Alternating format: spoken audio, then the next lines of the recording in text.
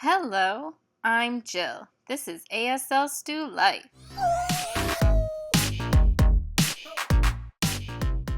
Welcome.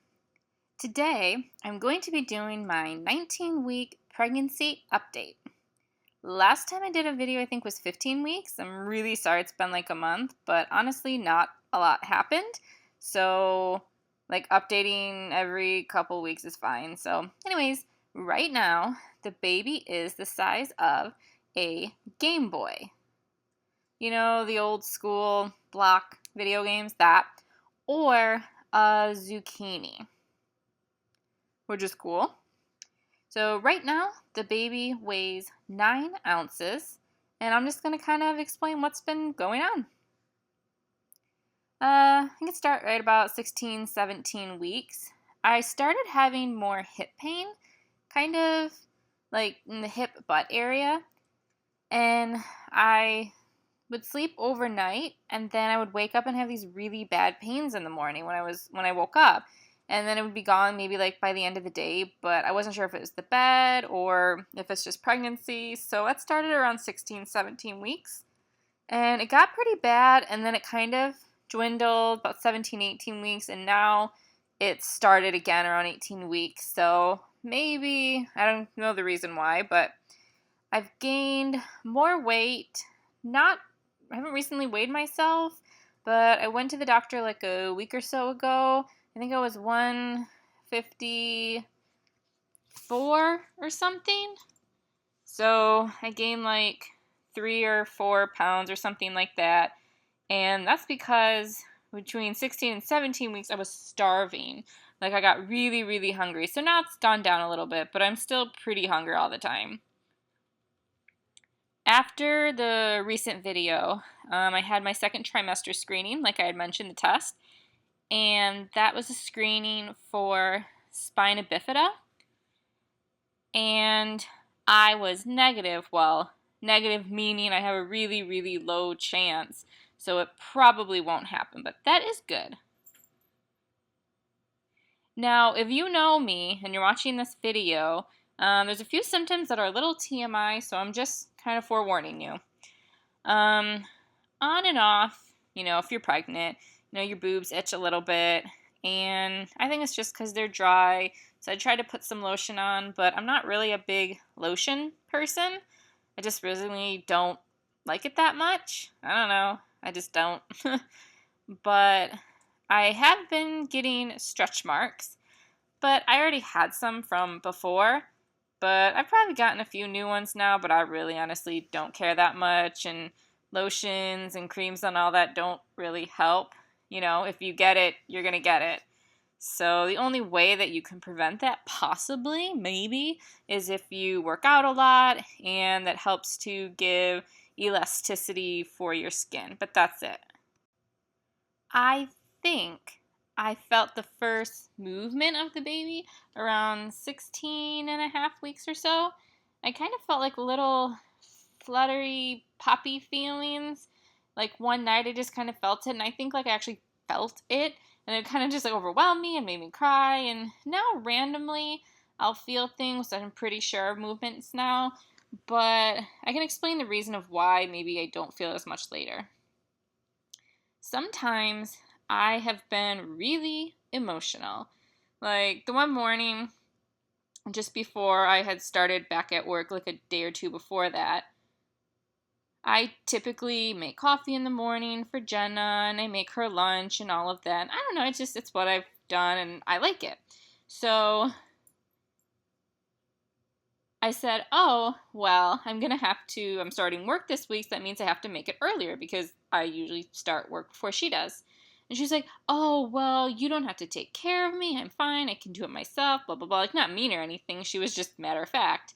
And I started crying. I was like, no, I like doing it. And it makes me feel good. It's my thing, blah, blah, blah, blah. And I was just bawling, and she felt bad, but I cried over that. And one day I was making the bed, and I put the pillows on. Then I was sitting on the floor because we had new sheets, and so I was tucking them under the bed.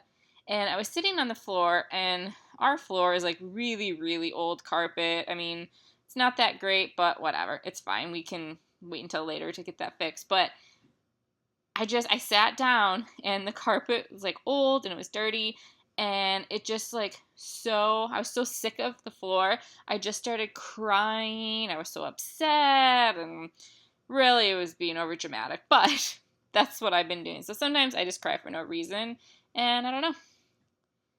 About 17 weeks, I did have some like shooting pains, just a little bit, but nothing really serious. Also, July 20th, I had an OB appointment, and there was no ultrasound, but I went, and I noticed at the time my blood pressure was high. It was like 142, which is high. And they said, hey, have you been stressed? Because I've been fine. I've never had a blood pressure issue before. And I said, yeah, I have, just stressed because thinking about things with the baby. And the next days when I was starting back at work, and I was kind of in a tizzy. And I think that's why, because since that appointment, I have been checking my blood pressure at some grocery stores have the machine you can set up and put your arm in. And I use that, and I've checked it often. And I've never even been close to being at risk or anything. And when I had the appointment, it was fine. My blood pressure is usually just that one time it was up, but that's it. Also, at that appointment, the baby's heartbeat was really good. I think it was like 150 to 160, somewhere in there. So that's a good heartbeat, so everything seems to be going well. Now, another warning. If you know me in person and you don't want to hear a very TMI symptom right now, skip to another part of the video, and I'll put the time up here. So once I'm done, then I'll give you a few seconds. Okay. If you're still watching, that means you want to know a personal TMI symptom that I recently had. And to be honest, I should tell you guys, because you might experience it, or if you want to become pregnant, it's important that people are aware that this could happen. So, the day that I'm filming this, August 18th, it's not recent Friday, but the Friday before, so like a good 2 weeks ago, something like that, whatever. I started feeling a little bit dry and itchy in my vaginal area, and not like the whole thing, just like more towards the top. And I thought, oh, well, I kind of researched it and thought, well, maybe it's just dry, and then it went away, and then it came back and it was really itchy, like bad. So I Googled what it could be. It said it could be a yeast infection, or it could be a pH imbalance, because often when you're pregnant, your body's chemicals and hormones get thrown off. So when I read the symptoms for the yeast infection, I didn't really have anything other than the itchy. That was it. Itchiness was the only thing. So I thought, oh, it must be a pH imbalance, so I can just get through it. So I waited, and I think it was like Wednesday night. So then Thursday came, and it was kind of itchy, but not too bad. So I thought I can get through this. And then Friday came, and I noticed that I had a flare-up. Not like continual, but just like a flare-up. And I'm like, okay, well, it still has to be that. And then I started wondering by Friday evening, it was so bad. Like, the flare-up was horrible.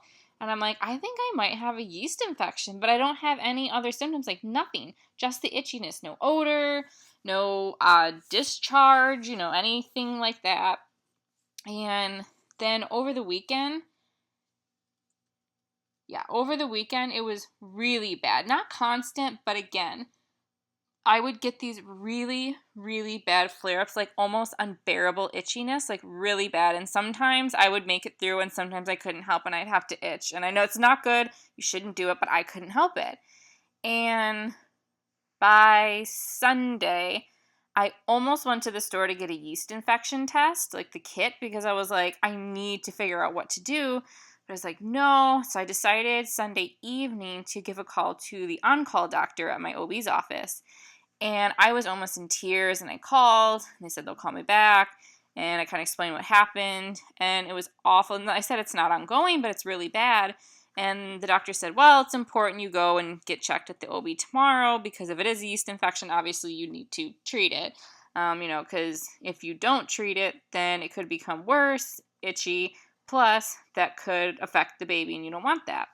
So said if you do go and get like, Monistat or, whatever generic for yeast infection, like that cream could cause a screw up in their test results tomorrow. So I was like, oh, so I hung up from the doctor and I started bawling. I mean, I was just sobbing. I was so upset. There really wasn't anything I can do. They're like, oh, take a bath and then blow dry your vagina. And hey, I tried it and it didn't work. But anyways, the next day I called the doctor, blah, blah, blah. Luckily, they were able to get me an appointment at the end of the day. And I didn't have any flare-ups that day. So I saw the doctor. They did the test. And the next day they said they'd let me know. And of course they called me and, yep, you have a yeast infection. It's actually pretty common for pregnant women. Most women have one sometime in their life, but it's pretty common in pregnancy. So she told me that I have to start Monistat 7. It's a vaginal fungal infection cream. Maybe in your country it's different, but here in the U.S., most places it's Monistat. But she said to use the 7, because here there's 3 different ones. There's Monistat 1, 3, and 7, which it means it's how many days. So 1 day, 3 days, or 7 days. And obviously I'd prefer 1 day, but nope, we could only do Monistat 7. She said that that's the safest one for pregnancy. So if you are pregnant and you suspect or whatever, if you have a yeast infection, the only one online, obviously get tested from your doctor first, as always, just for safety reasons. Don't treat it yourself. But 2, follow whatever your doctor's orders are. But most doctors are going to say take Monistat 7, which sucks because it's 7 days of putting cream up your vagina and there's leakage and you have to use pads and it's not fun. But I guess it's that, because if you use a really strong dose, it could have bad effects. I don't really know. But anyways, I'm still on it at this point and putting the cream overnight. And I think that that's been causing my hip pain to be worse, because when you do the treatment, you have to put the cream in the syringe and then put it up your vagina. And then you have to lie down and stay lying down the whole night. So that way it won't leak out as much. And after a whole night of sleep, when I wake up for the rest of the day, there is still going to be leakage. Like, I've already had at least 1 or 2 days in the middle of a day. I'm like, oh, like ruined my underwear. Well, not ruined them, but So I would suggest just like don't even try panty liners. Just go ahead and use a thin but long pad and one that goes more up towards the front, because you will have leakage of the cream and it's really annoying. But what can you do? So hopefully this goes away soon. Like, now I have only a few days left. But anyways, other than that, yeah, I mean, with the hip pain, it's been pretty bad. Today it's hurting a lot. Like, even walking is just not fun. But I don't know. If you've had that issue, like, what did you do to solve it? Because is it just because I have a bad bed? Or I need a different pillow? Or I don't know. I don't know. It was just really, really bad walking around today. Even going up the stairs is horrible. It's not good at all. Oh, one more thing. Recently, 2 days ago, I think it was 2 days ago on Thursday, I had my anatomy scan, ultrasound, and mine was at 19 weeks, and it was about 45 minutes, and the reason why is because they literally check everything. So we went in and I lied down, and then, they do the ultrasound on your stomach, and they checked like the heart, multiple angles on the heart a bunch of times to see all the ventricles and the chambers and everything. It was really cool. And then the brain, they checked all of that. They showed us how the blood's flowing and the different colors, and it's really cool. And then they showed us their arms and their fingers and counted all of the fingers and counted all of the toes, and everything looks great. And they said the spine was beautiful, the stomach, the liver, the kidneys, everything was great. And there was a lot of pictures and a video, so I'm going to include a few pictures and a video now.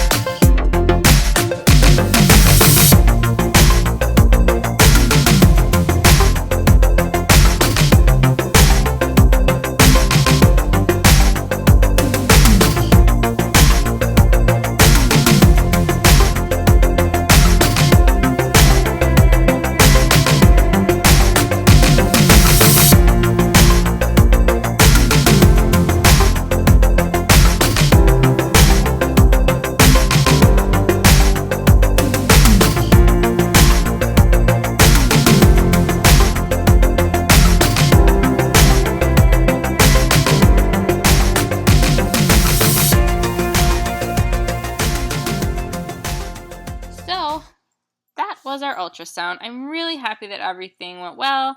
And again, the baby was 9 ounces. She said that was right in the middle of 8 to 10 where they should be. And the measurements were really good. The head circumference, all of that measured out perfectly. So no issues. Still no gender, no sex. But yeah, I mean, we were really, really happy about that. Oh, and she did check my cervix, and she said that it was above 3 centimeters, I think. I think it's centimeters. I don't remember, but it was 3. Anyways, and that's a good number. So she said everything's good, and I don't need to be checked again until probably later around birthing time. So that's about it. I'm sorry it's such a long video today, but I'm trying to catch up on a lot of things. If you're pregnant, how many weeks are you, and what symptoms have you had? Have you any solutions for any of the problems I told you? So let me know. I'd love hearing from you guys. Okay, if you like this video, click like, and remember to subscribe and hit the notification bell so you'll be notified when new videos come out. And if you want to provide support for the channel, you can leave a comment or a like, or we have Patreon or Ko-fi if you want to give financial support. We really appreciate all the support that you give. Thank you so much. See you in the next video. Bye!